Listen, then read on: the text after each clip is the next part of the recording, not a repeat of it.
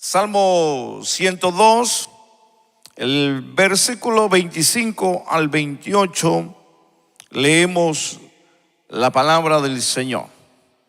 Leemos entonces y leemos el 25: desde el principio tú fundaste la tierra y los cielos son obra de tus manos. Ellos perecerán, mas tú permanecerás. Y todos ellos como una vestidura se envejecerán, como un vestido los mudarás y serán mudados. Pero tú eres el mismo y tus años no se acabarán. Hasta ahí vamos a dejar la lectura porque nos interesa más el verso 27. Pero tú eres el mismo y tus años no se acabarán. Oramos al Señor, hermanos, y oramos y le decimos: buen Dios y Padre soberano, Dios del cielo y de la tierra, muchas gracias. Gracias te damos porque tú eres bueno. Gracias, Señor, por la vida de cada niño que está en esta casa. Gracias, Señor, por cada familia, por cada joven. Gracias, Señor, porque tú nos bendices, Señor, porque podemos estar en familia y podemos sentirnos, Señor, que tú cada día tienes grandes propósitos a la vida nuestra. Gracias por la oportunidad que nos das de estar en tu casa en este día. Te pedimos que tu bendición siga fluyendo, que tu bendición, Señor, siga manifestándose en la vida de nosotros.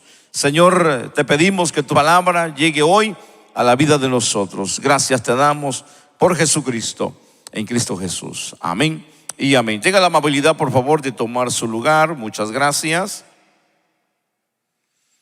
El Salmo 102 tiene 28 versos. No quise considerarlos en este momento, pero vamos a leer algunos versos en un momento. Le pido por favor que mantenga su Biblia abierta, que vamos a tomar algunos versículos que creo que son de importancia el poder meditar en ellos. Amén. El Salmo 102, de la manera como hoy queremos tratarlo y interpretarlo a la luz de la Biblia, como ya hemos mencionado, hemos estado hablando de los salmos, hablando de el Mesías. Así es que el punto hoy es el salmo mesiánico. Pero el tema que yo quiero dialogar con ustedes es el tema, el que no cambia. Ese es el tema que yo quiero hoy dialogar con ustedes, el que no cambia. Cuando nosotros hablamos de este tema, el que no cambia, es entender que todo mundo cambia. Cambia la sociedad, cambia el estado, cambia el país, el hombre cambia, las estaciones, hay cambio de estaciones. ¿Y qué podemos decir? Todo en la vida cambia. Pero hay algo que debemos de entender, que el que no cambia es Dios. Y hoy queremos mencionar esa parte importante, encontrarlo hoy en la Biblia, de lo que hoy para nosotros se titula el Salmo Mesiánico. Es entender de la misma manera que la misma Biblia se explica y el contexto de ello está en el Nuevo Testamento. Así que yo le invito a que abra conmigo su Biblia, y esta es nuestra autoridad para considerar el Salmo 102. Y es como el Salmo mesiánico, y Hebreos 1:10 al 12 tenemos el contexto, donde dice: tú, Señor, en el principio fundaste la tierra y los cielos son obra de tus manos. Ellos perecerán, mas tú permaneces, y todos ellos se envejecerán como una vestidura, y como un vestido los envolverás y serán mudados. Pero tú eres el mismo y tus años no acabarán. Es prácticamente, como acabamos de leer, en estas palabras dirigidas al Hijo de Dios, o al Hijo amado, como podemos también llamarle, que son una cita del Salmo que hemos hoy considerado como nuestra base bíblica, del 25 al 27, donde ya hemos dado lectura. Pero el título del Salmo es fascinante entenderlo, No sé su Biblia, yo estoy en Reina Valera, versión 60, donde en la parte del título tiene esta palabra: oración del que sufre cuando está angustiado delante de Jehová, derrama su lamento. No sé cómo dice ahí su Biblia. Algunas la tienen y otras versiones la tienen un poquito diferente. Bueno, ese es el título del Salmo, o de la manera como es que el Salmo, o a lo que el Salmo se refiere. Aunque este Salmo no tiene autor, que ese es un misterio en esta parte, y es donde muchos pueden pensar y creer de algunas otras personas que pudieron escribirlo, aunque no hay todavía específicamente quién lo escribió. Se dice que pudo haber sido un esclavo en el tiempo de la cautividad babilónico, de lo que fueron 70 años de esclavitud. Otros dicen que probablemente pudo haber sido un preexílico o antes de haber llegado al exilio o al cautiverio. Otros creen que pudo haber sido en medio de la cautividad, sencillamente por la forma como el Salmo se expresa en algunos de los versos que hemos leído, que ya es tiempo que Sión o Jerusalén sea restaurada. Entonces a eso es que se refieren, que probablemente pudo haber sido en el tiempo de cautiverio, donde este salmo probablemente fue inspirado por alguien que estaba en esa situación. Pero entender aquí algo bien interesante de este salmo, que hoy para nosotros es importante entenderlo, es, mis amados hermanos, en este contraste con la última parte del salmo, de lo que se puede titular título. Y esta parte encontramos a un solitario varón de dolores, pero en la parte que aquí prácticamente es postrera, y en lo que menciona es al inmutable, grande y poderoso Dios eterno, que esa es la parte del contraste que se puede hallar en la parte de la oración de este personaje o este escritor. Y esa es la razón por la cual existen dos divisiones en este salmo, dos importantes divisiones, y una de ellas es la oración del hombre solitario y rechazado, y la respuesta del Dios todopoderoso. Yo le invito a que usted lea ese salmo en su casa, que es un salmo maravilloso.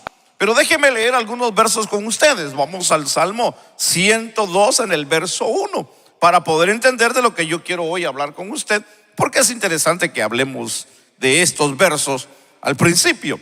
El verso 1 dice: Jehová, escucha mi oración y llegue a ti mi clamor. No escondas de mí tu rostro en el día de mi angustia. Inclina a mí tu oído, apresúrate a responderme en el día que te invocaré. Porque mis días se han consumido como humo, y mis huesos cual tizón están quemados. Mi corazón está herido y seco como la hierba, por lo cual me olvido de comer mi pan. Por la voz de mis gemidos, mis huesos se han apegado a mi carne. Soy semejante al pelícano del desierto, soy como el búho de las soledades.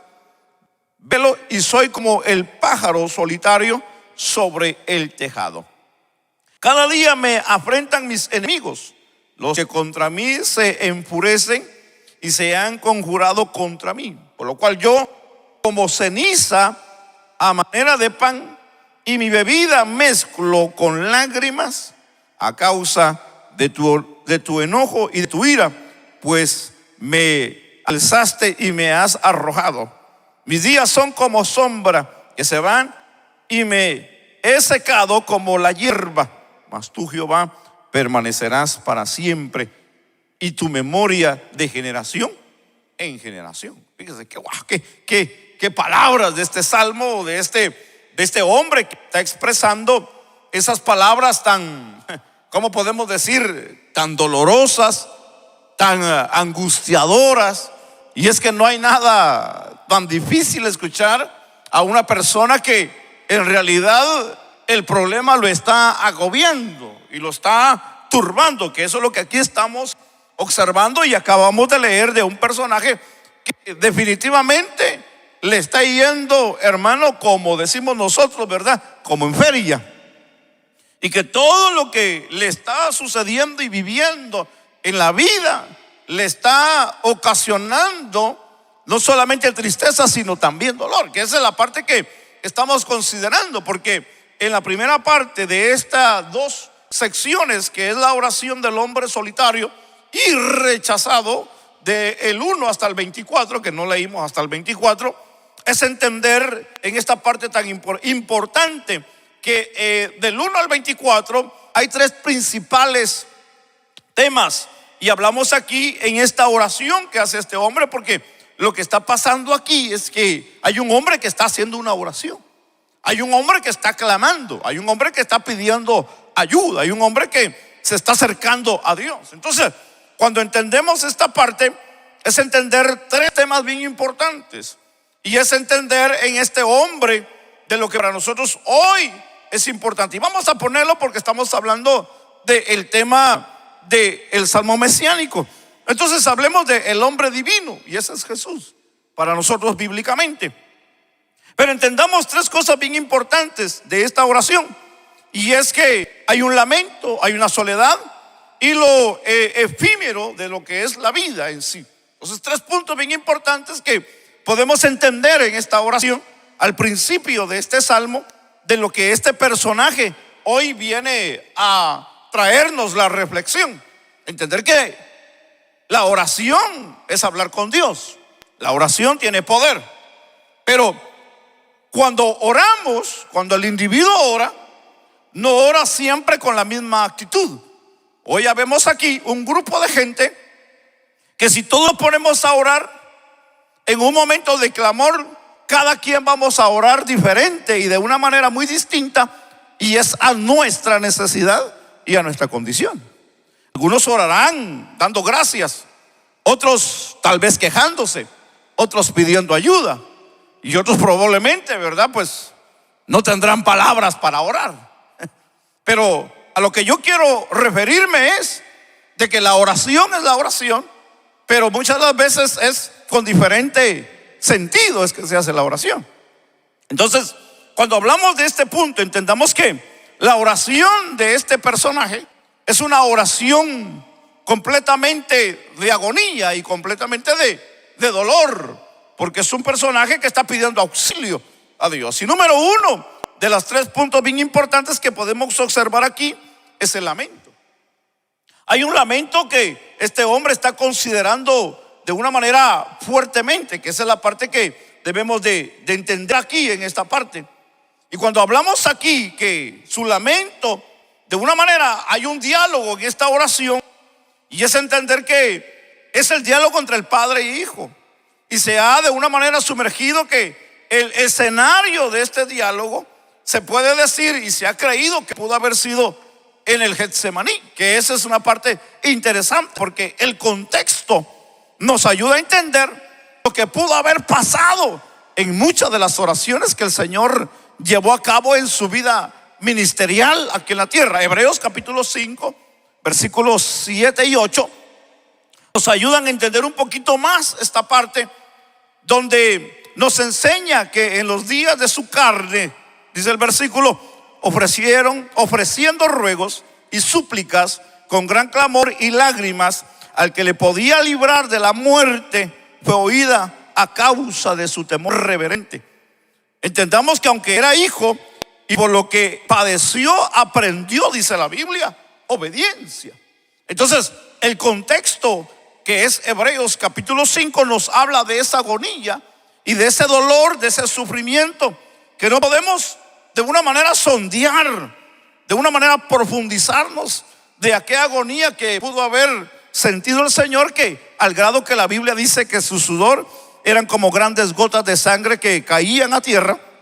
Y fue de una manera, ¿cómo podemos llamar? Una transacción personal e íntima entre él y su padre en los primeros 11 versículos que leímos, podemos encontrar algo muy personal del escritor o la inspiración para que se escribió también este salmo. Entonces, es interesante pensar que cuando hablamos de agonía, que no podemos sondear a cabalidad el dolor que sufrió el maestro en su vida ministerial antes de llegar a la cruz del Calvario, es que solamente la Biblia se reserva lo que los escritores pudieron escuchar, lo que ellos pudieron ver, pero no pudieron conocer adentro lo que había dentro del maestro. Que la Biblia dice al grado que su sudor eran como gotas de sangre, que eso fue antes de llegar a la muerte de la crucifixión. Es entender que de una manera su corazón estaba ya en agonía, ya estaba sufriendo, ya estaba agonizando el Señor antes de llegar a morir. Entonces, es una conclusión a la que podemos llegar, que nadie le quitó la vida a Jesús, sino que la Biblia dice que Él la dio. Entonces, es entender algo hoy bien interesante y bien importante hoy para nosotros. Yo siempre he dicho algo, que cuando nosotros vamos a un velorio, hermanos, y le damos el sentido pésame, es solamente por decirlo. Aunque sentimos tal vez una tristeza por lo que está pasando la familia o el hermano o el amigo, pero no es igual lo que está sintiendo la persona. Es muy diferente.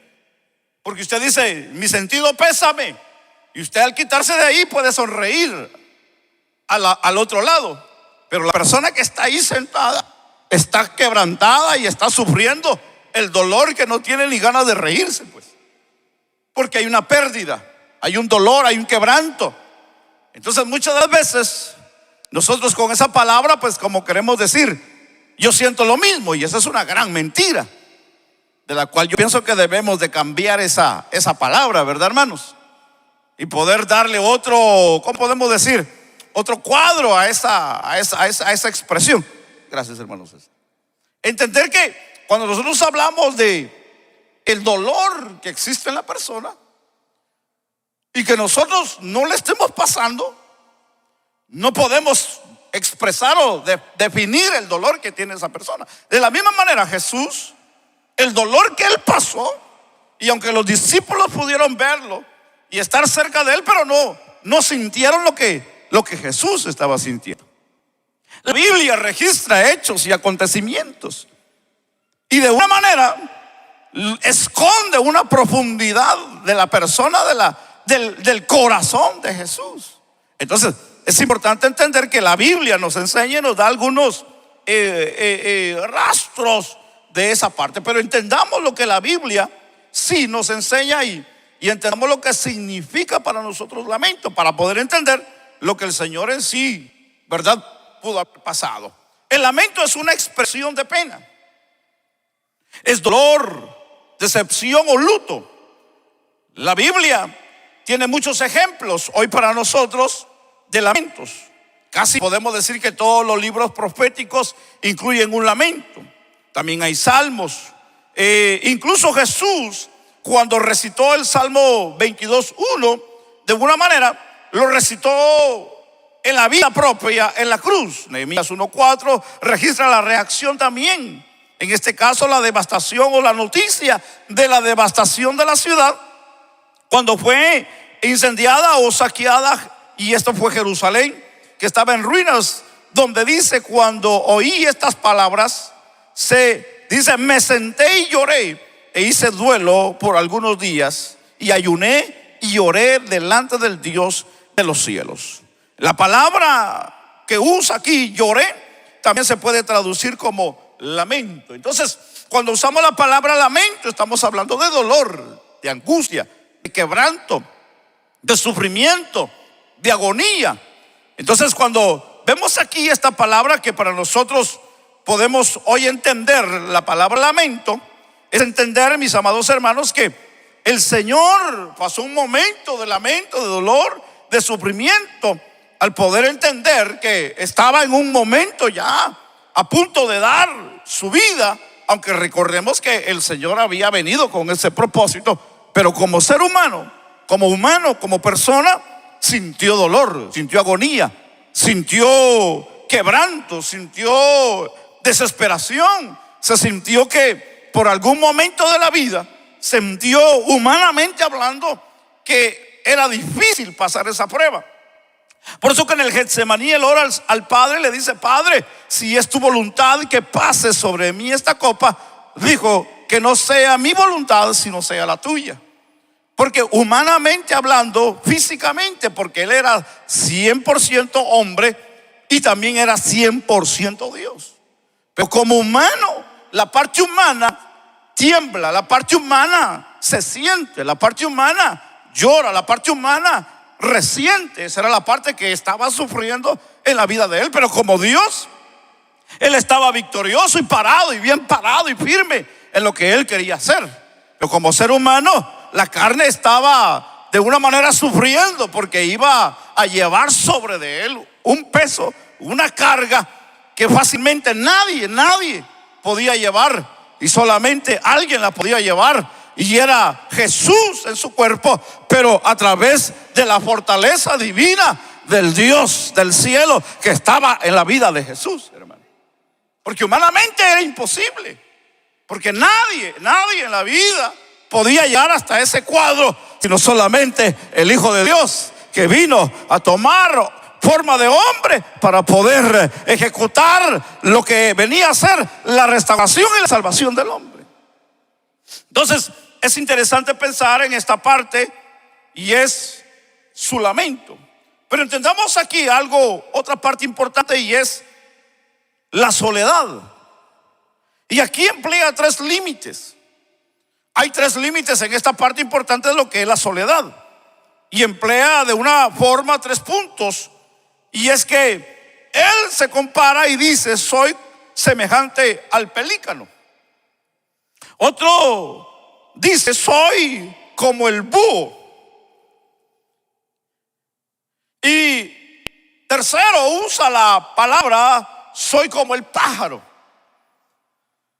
Y cuando usa esos 3 términos o esas 3 figuras, refiriéndose a su condición, es entender que el pelícano es el cuadro perfecto de la depresión, si usted no lo sabía. El pelícano es el cuadro perfecto de la depresión en la vida de una persona. ¿Y cómo es que una persona puede caer en depresión? Cuando todo le va mal, cuando siempre hay mala noticia, o cuando no le sale nada bien. Muchas de las veces hay personas que por cualquier cosa, una palabra, un desánimo, puede caer en depresión.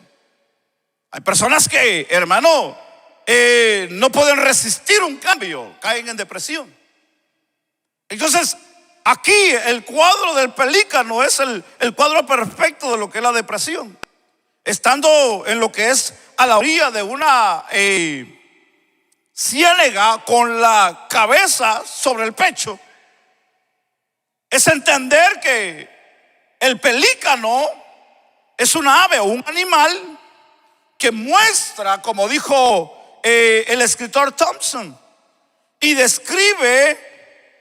describe en derredor de una manera en un cierto lago de Israel. Ese escritor habla de él y dice que el único sitio donde lo pudo haber encontrado, y comentó y dijo: es el ave más sombría y más austera que jamás, dijo este hombre, he visto en mi vida.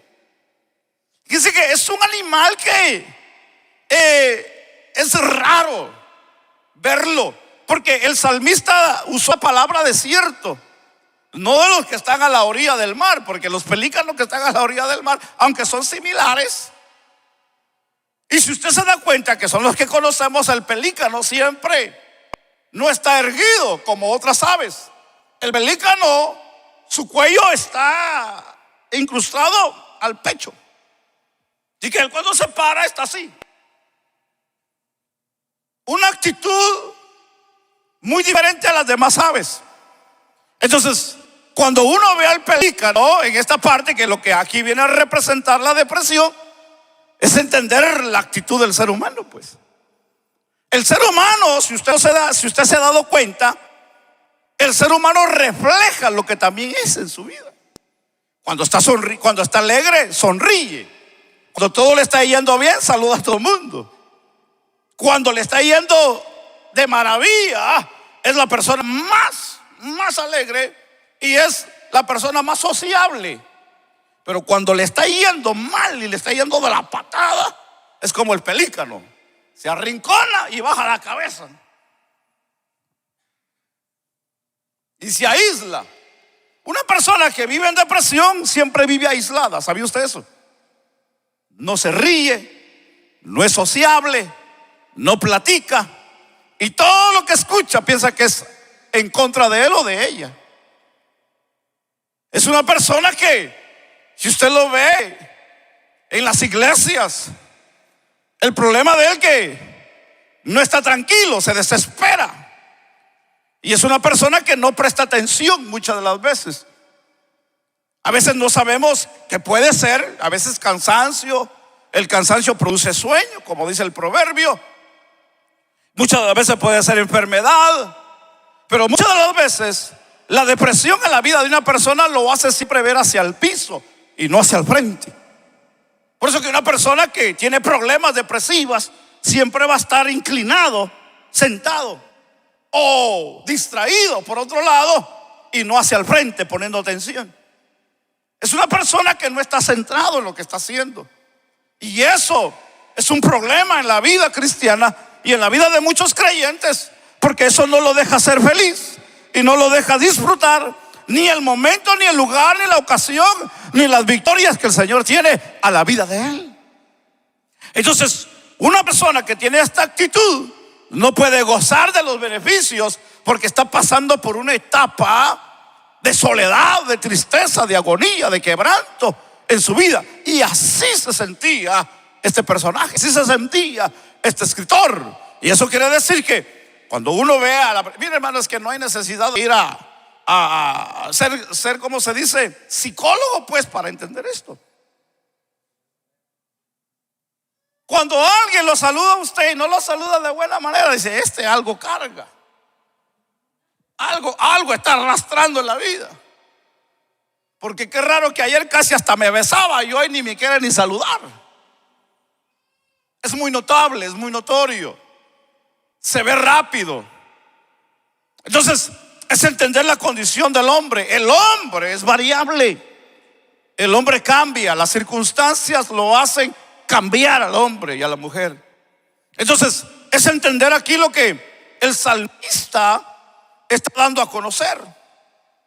Entonces, es entender que es una condición prácticamente lamentable. En este cuadro melancólico, enseguida representa y viene a aparecer el búho, cuyo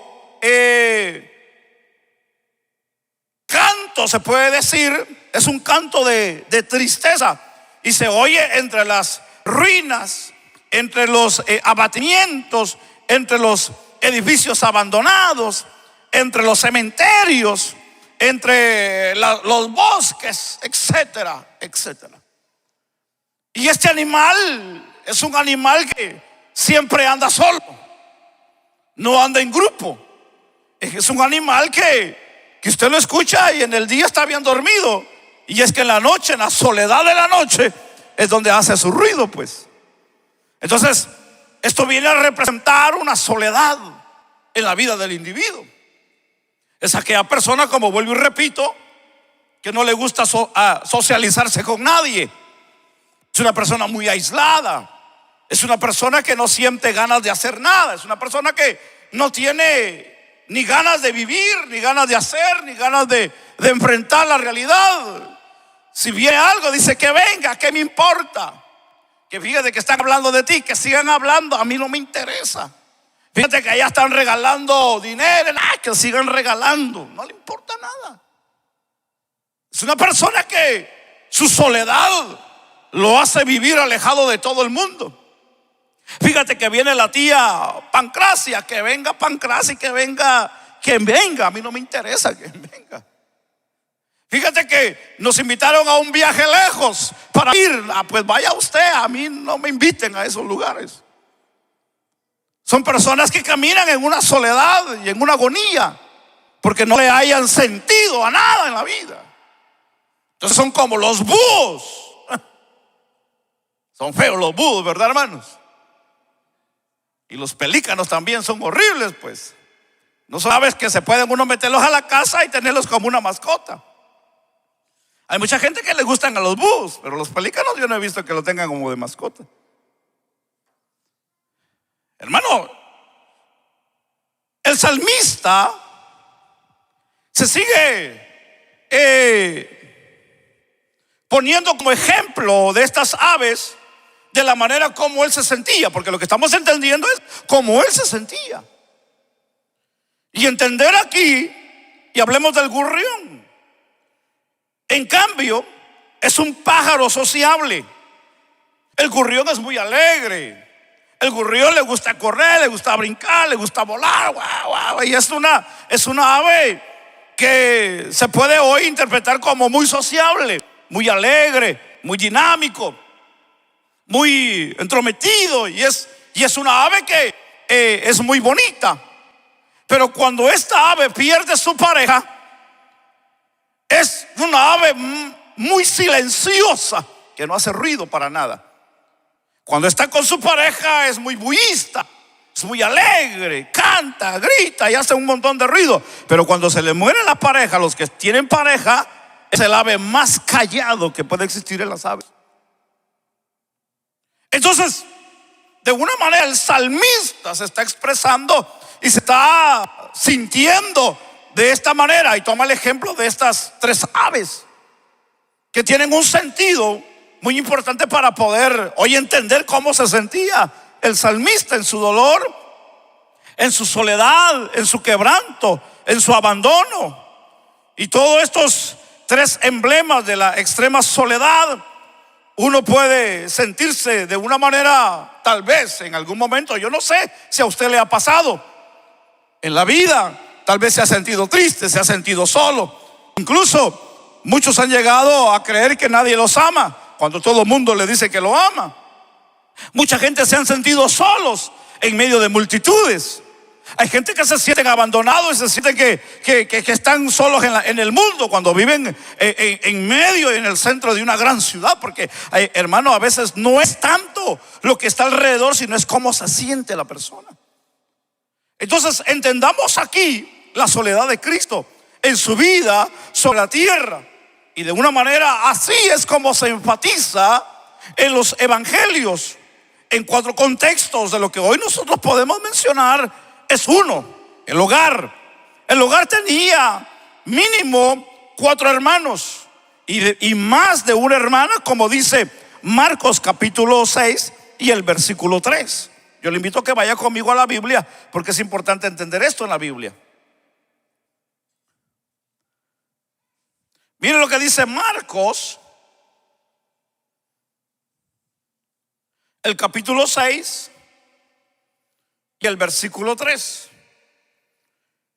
Y dice: ¿no es este el carpintero, hijo de María, hermano de Jacob, de José, de Judas y de Simón? Mire, este evangelio es interesante. No quería marcar esto, pero lo voy a marcar. Y es que a Jesús lo llaman carpintero. Y dicen: ¿no es este el carpintero, hijo de María? Y menciona 4 hermanos similares a los de los discípulos, a los apóstoles, que no eran ellos, pero eran nombres similares. Y dice: hermano de Jacobo, de José, de Judas y de Simón. Sigue diciendo el versículo: ¿no están también aquí con nosotros sus hermanas? No dice su hermana, sino dice sus hermanas. Eso quiere decir que tuvo más de una hermana el Señor en carne. Entonces la Biblia dice que tuvo ¿cuántos hermanos varones?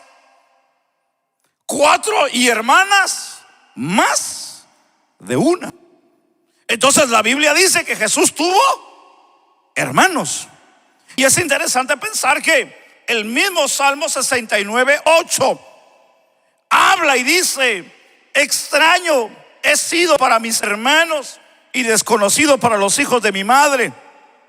Y de una manera entendamos aquí esta parte de la Biblia, que en la casa de Jesús como dice el Salmo 69:8, fue de una manera no apreciado ni reconocido como Jesús, como el Señor y como Salvador, que eso es lo que la Biblia quiere decir. A pesar que tenía hermanos dentro de su hogar, dentro de su casa, no fue apreciado como tal. Entonces el Señor fue despreciado aún dentro de su casa. Recuérdense que en cierta ocasión el Señor estaba con los discípulos y dice la Biblia que llegaron y le dijeron, unos hombres le dijeron: Señor, allá te busca tu mamá y tus hermanos. Y el Señor, estando reunido con los discípulos, dijo y señaló a todos, dijo: estos son mi madre y mis hermanos, los que hacen la voluntad de mi Padre, dijo el Señor. Entonces, eso quiere decir que la mamá y los hermanos y el que jugó el papel de padre del Señor aquí en la tierra, hermano, no creyeron en Él hasta que nosotros podemos notar algo importante en la Biblia, en Hechos capítulo 1 y en el versículo 14.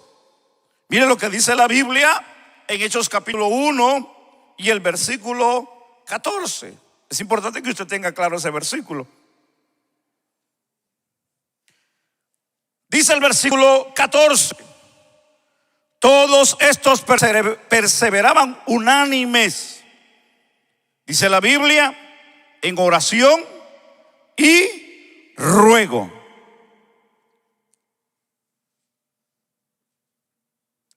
Dice la Biblia, con las mujeres, con María, la madre de Jesús, y la Biblia dice, y con sus hermanos. Entonces, no fue hasta después de la resurrección que los hermanos y a María la vemos en una actitud espiritualmente buscando, adorando y esperando la promesa del Señor. Tal vez María llegó a creer, porque la Biblia dice que ella estuvo al pie de la cruz. Tal vez como madre, no como creyente. Porque recuérdese que ella guardaba todo, dice la Biblia, en su corazón, de todo lo que le decía. Pero no es hasta que Jesús resucita es donde suceden los cambios extraordinarios en la vida de los que le seguían, incluso hasta la vida de los hermanos. Entonces entendamos esta parte y hablemos de la oración. En muchas ocasiones Él salió a lugares solitarios a orar, como enfatiza el Evangelio según San Marcos capítulo 1 versículo 35. Y de la misma manera, en dos otras ocasiones, por lo menos Él pasó una noche entera en oración, como dice la Biblia, antes de escoger a los 12 apóstoles, como dice Lucas capítulo 6 y el versículo 12. Es entender que después de que fue asesinado Juan el Bautista, como Mateo capítulo 14 habla en el versículo 36, que la Biblia habla del cuadro de los, hablamos de la alimentación de los 5,000, se recuerda. Pero dice anteriormente en ese capítulo que cuando fue y escuchó que los discípulos de Juan le dijeron que habían matado a Juan y lo habían decapitado, es que Él le dice a la gente: vayamos pues, le dijo. Y se brincaron al otro lado a lo que fue la alimentación de los 5,000. Y ahí es donde Él entra en oración, y de una manera después es donde Él ora para poder elegir a sus discípulos o a los apóstoles. Quiere decir que el Señor, en la vida que Él llevó, fue una vida de agonía, de dolor, de quebranto, de sufrimiento. Lo vimos en el hogar, lo vimos en la vida de oración, como también en el lugar que Él visitó mucho y que fue un lugar, un altar para el Señor, y fue el Getsemaní. Y cuando hablamos en el huerto del Getsemaní, es ese huerto donde hubo un grupo de individuos y de una manera de los discípulos, y hablamos de Pedro, de Jacobo y de Juan, que el Señor de una manera los llamaba y los invitaba a orar. Hablamos de la cruz. En el aposento alto Él les había advertido a los discípulos que serían esparcidos, cada uno por su lado, y de una manera lo iban a dejar solo, como le dice en Juan capítulo 16. Y ahí les advierte a ellos que de una manera que se habían afirmado también el que ahora de una manera ellos iban a dejarlo, y lo iban a dejar solo en un momento determinado de la vida al Señor Jesucristo. Judas, que lo había traicionado, y Pedro, que lo había negado, y que los discípulos se habían alejado. Ahora es entender que estaba solo en un momento al frente del gran escenario de lo que era la cruz. Alguien dijo por ahí, muy cierto, y dijo: si yo hubiera sido el Señor, cuando eligió a los 12, dijo: al único que tal vez yo hubiera elegido hubiese sido Juan, porque los otros eran, hermano, pura tristeza. Pues los otros discípulos, hermano, eran gente que no tenían el carácter, y si lo tenían era para sencillamente hacer el mal. Hablemos de Pedro. Pedro era un desalmado, pues. Pedro era un desalmado. Mateo, hermano, era un refino tranza, era alguien que se había hecho al lado de los romanos, y que era prácticamente un estafador, porque era el que cobraba impuestos. Y a esa gente los tenían, hermano, como estafadores, como ladrones. Un Simón Celote, que la Biblia dice también, es que este hombre, hermano, esta clase de gente era una secta de aquellos que eran revolucionarios. En otras palabras, eran como lo que hoy podemos decir nosotros, era un guerrillero, era un hombre que estaba en contra de las leyes terrenales. Y hermano, mire la gente que el Señor había llamado para ser discípulos. Eran gente rara, eran gente pescadores, que no tenían una educación, que no tenían, hermano, un conocimiento amplio de lo que era la vida. Mas sin embargo, eso fue lo que él llamó el Señor, y les enseñó, y se les reveló, y les habló las verdades del reino, y les abrió el corazón, y les dijo de todo lo que iba a padecer. Mas sin embargo, no entendieron hasta que el Señor muere y resucita. El Señor es agonía, porque estamos hablando de que hasta en la cruz, desde que nace en su trayectoria de ministerio y hasta la cruz, la agonía del Señor fue grande. Fue una aflicción, fue un dolor, al grado que la Biblia, hermano, él estando en la cruz le dice a sus verdugos: Padre, perdónalos porque no saben lo que hacen. La agonía del Señor, de que el Señor en el momento clama al Señor, y aquellas palabras que le pide al Señor: Padre, Padre, ¿por qué me has abandonado? En el gran dolor del sufrimiento, del pecado y de la agonía en ese lugar. Mas sin embargo, vemos que en la Biblia el Señor nos expresa a los discípulos diciendo: el Señor nunca, el Padre, dijo él, nunca me ha dejado, ni tampoco me ha desamparado. Aunque en el momento de dolor él expira y da, hermano, su espíritu. Eso quiere decir de que nadie lo mató. Sin embargo, la Biblia dice, hermano, que en su dolor y en su agonía el Señor, hermano, todo lo hizo por amor. Es fascinante entender el Salmo, porque el Salmo está hablando de una agonía, está hablando de un dolor, está hablando de un quebranto, está hablando de una lamentación, está hablando de una forma de entendible a aquel que solamente está pasando en la vida. Porque es que en realidad nadie te va a entender lo que tú estás pasando, nadie. Pero hay alguien que sí te entiende, y está allá arriba en el cielo, y ese es Dios a la vida de nosotros. Que eso es lo más grande, hermanos. Porque aunque tal vez tu papá, tu mamá, tu esposo, tu esposa no te entiende, hay alguien que sí te entiende, porque él pasó lo mismo y más de lo que tú puedas estar pasando en esta vida. Y ese es Cristo Jesús, que vino a sufrir por causa nuestra en esta tierra. Entonces él nos entiende bien a nosotros. Entiende nuestra soledad, entiende nuestro quebranto, entiende nuestros dolores, entiende nuestras necesidades. Él sabe de lo que necesitamos. Él sabe nuestra angustia. Él sabe de lo que hay dentro de nosotros, sin que muchas de las veces lo hayamos hablado. Y el Señor conoce cuál es tu dolor dentro de tu vida.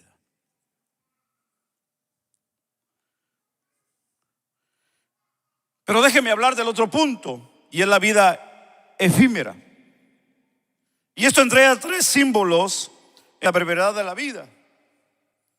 Uno de ellos es el humo, que habla el versículo 3, la hierba, que habla el versículo 4 y el 11, y una sombra que se va, también en el versículo 11, y su ruego en el versículo 24, que es: Dios mío, no me cortes en la mitad de mis días. Y la respuesta a esto se encuentra en el versículo 27, donde dice: tus años no se acabarán. Si usted se da cuenta que en esos versos de el 3, el 4 y el 11, él de una manera está hablando de la vida efímera, de que hoy la vida está aquí y mañana no está.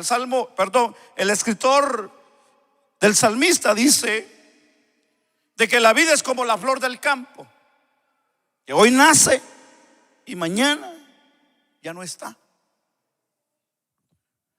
La vida es pasajera.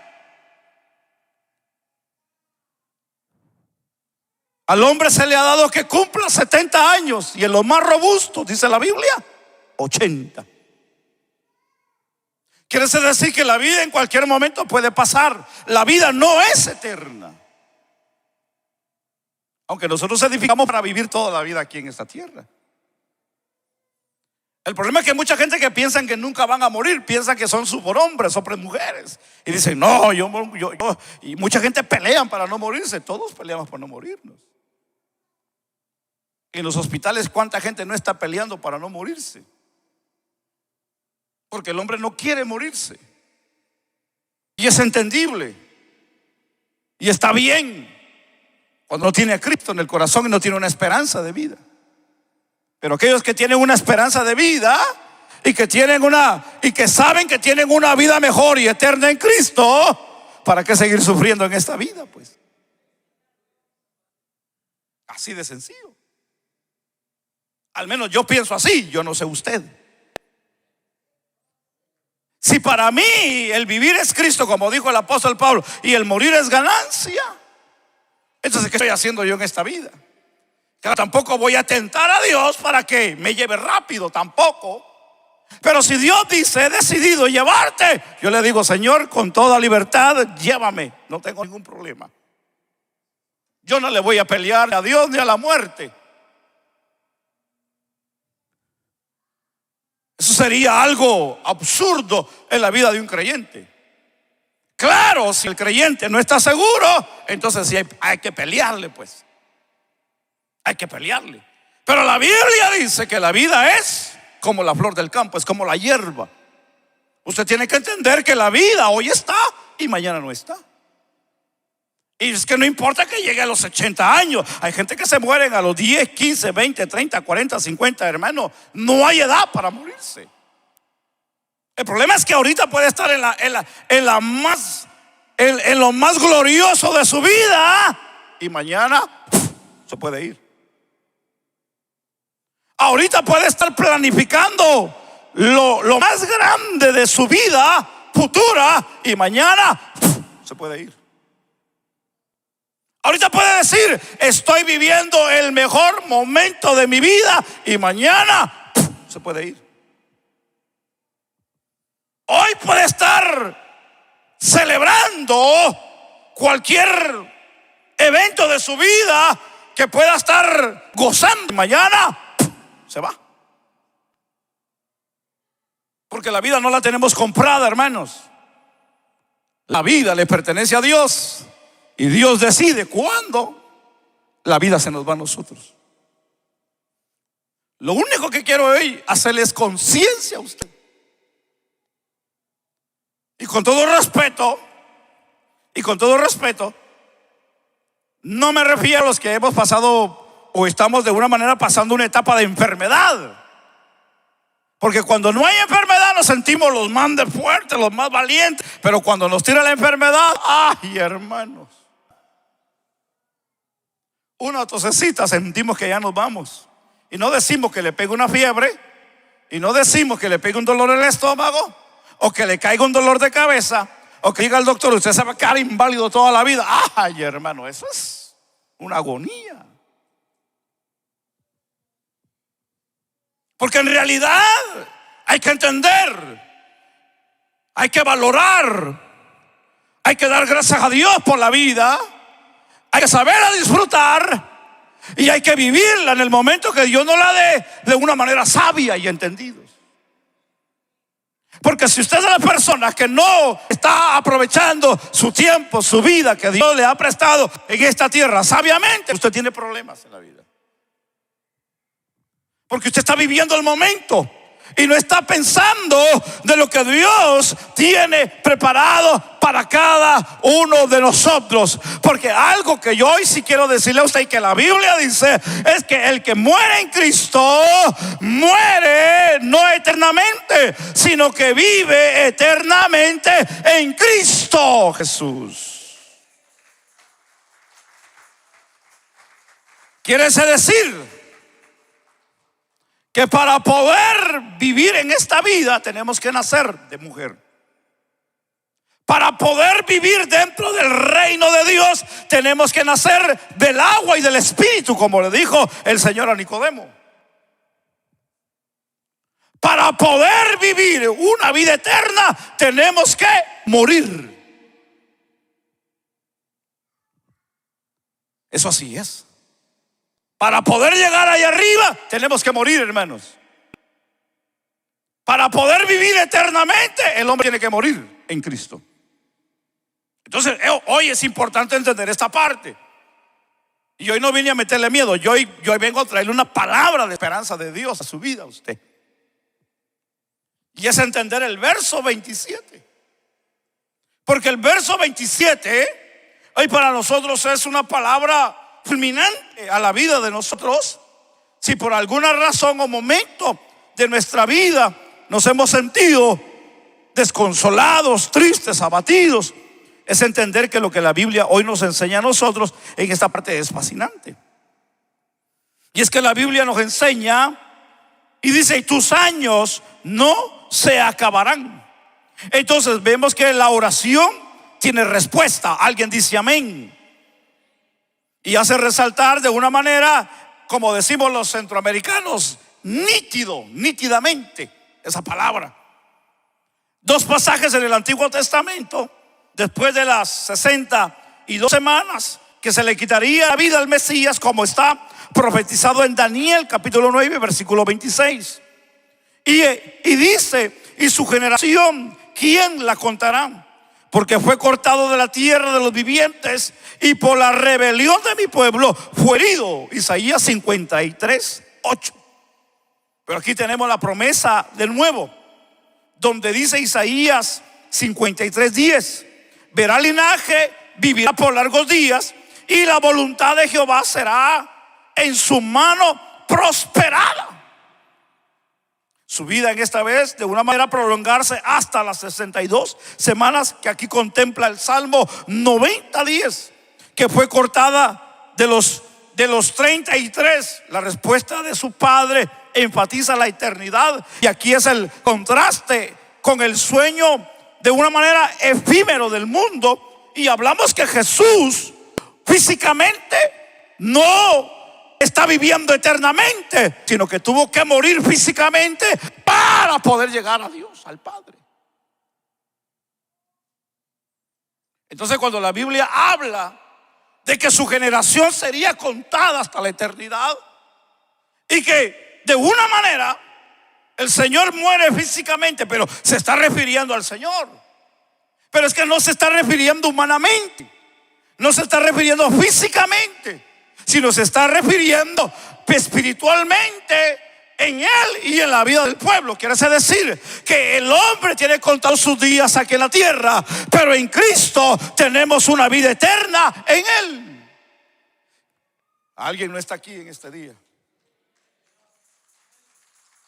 Es entender que si yo hoy me muero, yo no voy a morir eternamente. Hay dos caminos. El que muere sin Cristo se va a condenación eterna, pero el que muere en Cristo tiene vida eterna. Jesús dijo: me voy pues, pero regresaré y los tomaré a mí mismo, para que donde yo esté, también vosotros estéis.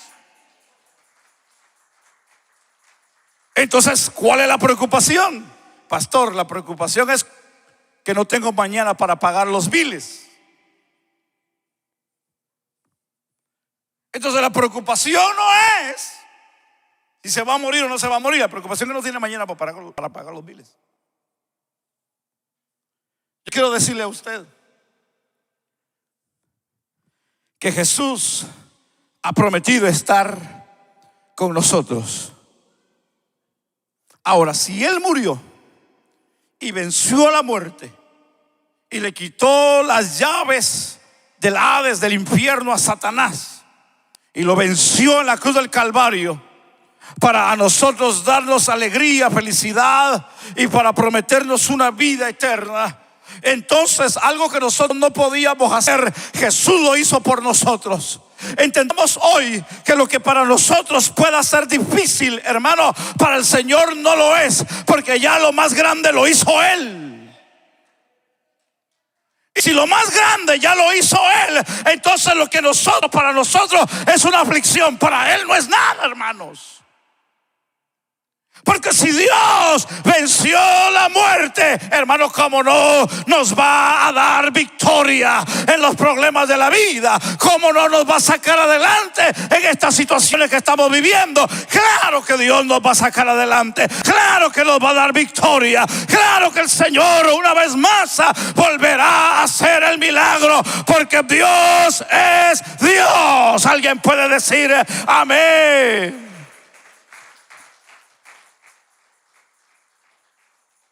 Porque para nosotros la vida es efímera, pero para Dios es eterna en Él. Nosotros estamos limitados, pero Dios no tiene límites, hermanos. Ay, ay, ay, parece que ya tiene hambre usted. Amén. Alguien puede bendecir al Señor.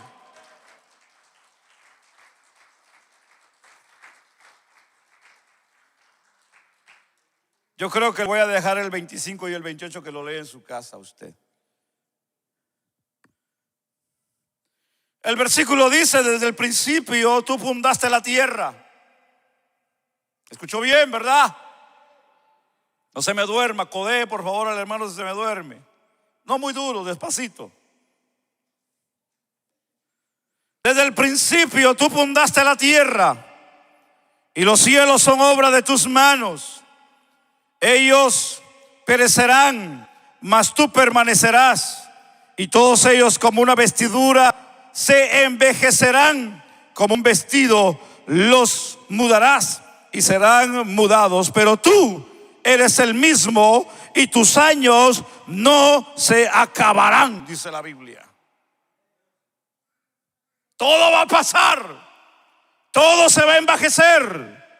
Y con todo respeto, hoy decimos: el mundo se va a envejecer, el espacio se está envejeciendo, el sol se está envejeciendo, la luna se está envejeciendo, este mundo está pereciendo, se está acabando los árboles, se está acabando todo, el petróleo, hermano, todo se está acabando, los animales en el océano, en la tierra, todo está cambiando, todo se está haciendo viejo. Usted y yo nos estamos haciendo viejos también. Todos nos estamos acabando en esta vida. Todo está pereciendo. Las vestiduras se hacen cada día más viejas, andrajosas. Tenemos que estar cambiando ropa, cambiando zapatos, cambiando carro, cambiando casa, pintando la casa, arreglando la casa, tapando agujeros, poniendo aquí, poniendo allá. Se está goteando, hay que arreglar. Es normal, todo se hace viejo, pero la Biblia dice que hay alguien que no se hace viejo. La Biblia dice que hay alguien que es el mismo de ayer, de hoy y por todos los siglos, y ese es Cristo Jesús. Todo perecerá, todo pasará, dice la Biblia. El cielo y la tierra pasará, se quemarán, dice el apóstol Pedro. Aleluya, arderán, dice la Biblia. Pero hay alguien que permanecerá sentado en su trono, y ese es Dios. Dios permanecerá, Dios no cambiará. En Él no hay sombra ni variación que cambie. Dios es el mismo, aleluya. El que prometió bendecirte, el que prometió darte, el que dijo que no te faltaría, el que dijo que te sacaría adelante, es el mismo.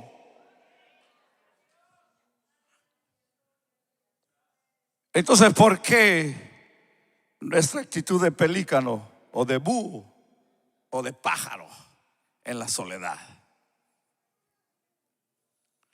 Cuando Cristo ha vencido por nosotros. Recuerda que hay alguien que murió por ti, y ese es Cristo Jesús. Recuerda que alguien vino para que fuésemos felices en esta vida. Disfruta la vida, gózate, deleítate en tu Dios. Desecha toda cosa de contaminación en tu corazón que no te hace ser feliz. Hay complejos en la vida que no dejan ser feliz a la gente. Hay temores, miedos, hay ansiedades, hay desprecios que no te dejan ser feliz. Hay cuestiones que te hacen ser difícil la vida. Mira a Cristo. Cristo venció por ti en la cruz del Calvario. Sé feliz, goza con lo que Dios te ha dado y vive para Dios. Cuando Dios decida quitarte la vida, Él va a decidir en el momento, la hora y la ocasión.